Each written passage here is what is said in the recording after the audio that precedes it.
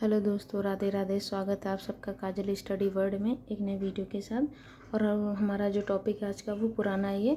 हम लोग मौर्य साम्राज्य के बारे में पढ़ रहे थे, रिवीजन कर रहे थे यूपी लेखपाल के लिए हैंड रिटन नोट से। तो मैंने पार्ट 2 तो 2 पार्ट में मैंने वीडियो अपलोड की थी।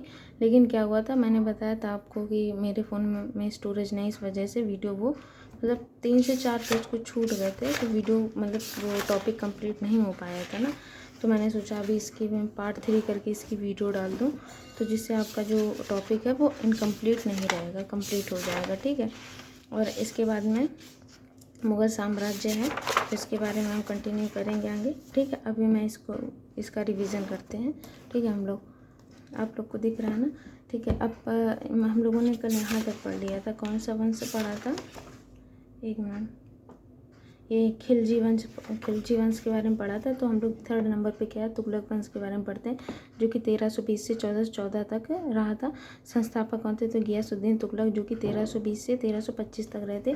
मोहम्मद बिन तुगलक कब से कब तक रहे थे, 1325 से 1351 तक। ठीक है। दोआब कर में वृद्धि और विद्रोह। तो दोआब के किसानों पर टैक्स बढ़ाकर 50% कर दिया। क्षेत्र में कृषि विकास के लिए तकावी यानी कृषि ऋण बांटे थे। और अस्थायी राजधानी थी स्वर्गद्वारी। ठीक है। कन्नौज के पास गंगा नदी के किनारे स्थित है ये। मोहम्मद बिन तुगलक के समय बदायूं और संभल प्रशासनिक केंद्र था। फिरोज शाह तुगलक इसके बाद आए, तो 1351 से 1388 तक रहे। नए नगरों की स्थापना इन्होंने की थी, जौनपुर और फिरोजाबाद। ठीक है। और 1359 ईस्वी में अपने चचेरे भाई जौना खां की स्मृति में इन्होंने जौनपुर की स्थापना की थी। मेरठ स्थित अशोक स्तंभ लेक को दिल्ली लेकर आए थे यही फिरोज शाह तुगलक। और 1362 ईस्वी में शाही किले का निर्माण जौनपुर में इन्होंने करवाया था, फिरोज शाह तुगलक ने ही। फिर आते हैं चौथा वंश जो है वो लोधी वंश है, 1451 से 1526 तक जो कि रहा था। ठीक है। आप लोग को दिख रहा है ना। संस्थापक कौन थे, तो बहलोल लोधी, जो कि 1451 से 1489, ठीक है, 89 तक रहे थे। जौनपुर का निर्णायक विजय 1489 ईस्वी में सरकी वंश के अंतिम शासक हुसैन शाह सरकी को पराजित कर जौनपुर को दिल्ली सल्तनत में मिलाया। बहलोल लोधी के विजय के उपरांत अपने पुत्र और बरबक को जौनपुर का सूबेदार बनाया। सिकंदर लोधी 1489, सिकंदर लोधी के बाद आए, तो 1489 से 1516 ईस्वी तक रहे थे। 1504 ईस्वी में आगरा नामक शहर को बसाया था इन्होंने, सिकंदर लोधी ने। उद्देश्य क्या था बसाने के, तो राजस्थान के राजपूत राजाओं व उत्तर प्रदेश के इटावा व कयाना व ग्वालियर के विद्रोहियों पर कड़ी नज़र रखने के लिए इन्होंने आगरा शहर को बसाया था। 1506 ईस्वी में राजधानी आगरा स्थानांतरित की थी। संभल को अपनी अस्थायी राजधानी बनाया था इन्होंने, सिकंदर लोधी ने। ठीक है। जौनपुर में बरबक को पराजित कर पूर्ण रूप से जौनपुर पर अधिकार कर लिया था सिकंदर लोधी ने। जौनपुर के बारे में पढ़ते हैं। जौनपुर 1589 ईस्वी में फिरोज शाह तुगलक ने अपने चचेरे भाई जौन खां के स्मृति में बनवाया था, जैसा कि भी मैंने पीछे भी बताया भी। ठीक है। जौना खां मतलब मोहम्मद बिन तुगलक की स्मृति में बसाया था। ये गोमती नदी के तट पर स्थित है। ठीक है, जौनपुर। और 1394 ईस्वी में मलिक सरवर को मोहम्मद बिन तुगलक ने जौनपुर का सूबेदार नियुक्त किया। तुगलक वंश के सुल्तान नासिरुद्दीन महमूद के शासनकाल में 1398 ईस्वी में तैमूर लंग ने आक्रमण किया। इसी समय मलिक सरवर ने राजनीतिक अस्थिरता का लाभ उठाकर जौनपुर में सरकी साम्राज्य की स्थापना की। मलिक सरवर, इनका दूसरा जो नाम है वो ख्वाजा जहां है। खां तो सुना, तो जहां नहीं। ठीक है। उपाधि कौन सी, तो सुल्तान उस सर्क, पूर्व का स्वामी, इसका अर्थ जो उल्तान उस सर्क।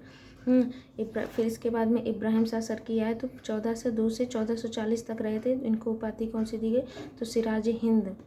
ठीक है। सिराज हिंद की उपाधि से इन्हें नवाजा गया इब्राहिम शाह सरकी को।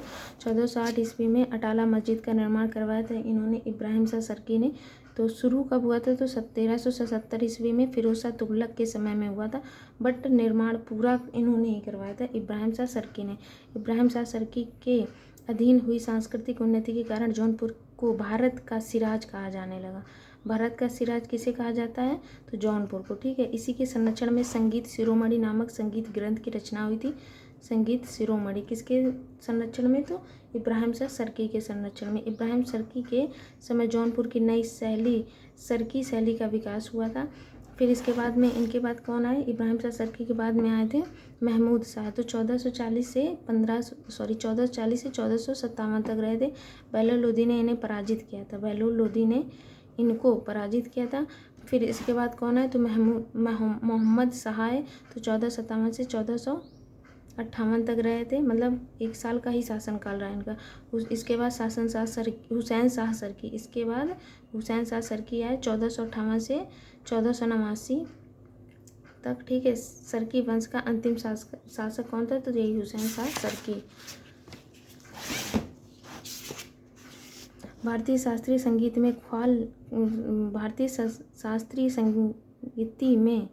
में ख्याल शैली में विकास और बड़ा ख्याल के रचनाकार के रूप में याद किया जाता है इन्हें तो हुसैन शाह सरकी को। 1489 ईस्वी में कन्नौज के निकट कालपी के युद्ध में बहलोल ने पराजित करके जौनपुर को दिल्ली सल्तनत में मिला लिया। हुसैन शाह सरकी ने संगीत में महारत हासिल करने के बाद गंधर्व की उपाधि धारण की थी। जामा मस्जिद यानी जिसे बड़ी मस्जिद भी कहा जाता है, 1470 ईस्वी में हुसैन शाह सरकी ने निर्माण कार्य पूरा करवाया था। ठीक है, जामा मस्जिद यानी बड़ी मस्जिद का।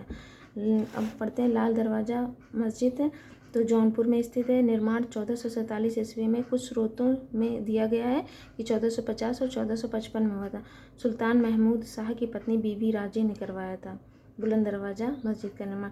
इमारत का दरवाज़ा लाल पत्थरों से निर्मित है, जिसे चुनार यानी मिर्ज़ापुर से मंगवाया गया है। ठीक है, जामिया हुसैनिया मदरसा और कॉलेज की स्थापना भी बीबी राजे ने करवाई थी। बहादुरगढ़ का युद्ध पढ़ते हैं तो 14 फरवरी 1658 ईस्वी को हुआ था। वाराणसी के निकट स्थित बहादुरगढ़। ठीक है, शाह शुजा और शाही सेना के बीच हुआ था, तो शाह शुजा पराजित हुए थे और ये विजयी हुए थे शाही सेना। तो किसके नेतृत्व में ये युद्ध हुआ था तो सुलेमान सिकोह के, जो कि दारा सिकोह का पुत्र था, वह मिर्जा राजा जयसिंह के मतलब नेतृत्व में होता है इनके और इनके बीच में। ठीक है, सामूगढ़ का युद्ध तो 29 मई 1658 ईस्वी को हुआ था। आगरा के निकट ये स्थित है सामूगढ़। औरंगजेब व मुराद की सम्मिलित सेना ने दारा सिकोह को पराजित आगरा पर कब्जा कर लिया तथा शाहजहाँ को बंदी बनाकर आगरा किले के मुसम्मन बुर्ज में कैद कर लिया। खजुआ का युद्ध 5 जनवरी 1659 ईस्वी को सूजा व औरंगजेब के बीच हुआ था, तो औरंगजेब विजयी हुए और सूजा का मतलब शाह सूजा हार गए थे। और खजुआ कहाँ स्थित तो प्रयागराज के निकट स्थित है। ठीक है, तो ये हमारा टॉपिक फिनिश हो गया है। यहीं से मैंने बोला था ना 3 से 4 पेज का है, मुश्किल से 8-9 मिनट की वीडियो बनी होगी। ठीक है, इसके बाद हम नया टॉपिक स्टार्ट करेंगे मुगल साम्राज्य। तो हो सकता है ये मैं आज शाम को या फिर कल डाल दूँ, और ये भी लंबा टॉपिक है। तो इसके बाद में अवध साम्राज्य, इसके बाद में 1857 की क्रांति है, जो कि मैं अभी मतलब नोट्स बना रही हूँ। 1857 की क्रांति है। ठीक, तो इसके बाद में ये टॉपिक हम लोग कंटिन्यू करें। तो आज के लिए इतना ही, और आप लोग अपनी पढ़ाई को कंटिन्यू अच्छे से रखिएगा, क्योंकि 21 मई बहुत ही नज़दीक है, मतलब बिल्कुल नहीं टाइम बचा है। आज है 29 अप्रैल। ठीक है, और 21 मई को एग्ज़ाम है, तो मान लीजिए 20 दिन है, मुश्किल से 20 दिन है, और कब निकल जाएंगे कुछ पता नहीं चलेगा। ठीक है, तो आप सभी को ऑल द बेस्ट, अच्छे से अपनी पढ़ाई करिएगा। ठीक है, आज के लिए इतना ही, मिलते हैं अपने नेक्स्ट वीडियो में और एक नए टॉपिक के साथ। आप सभी को राधे राधे।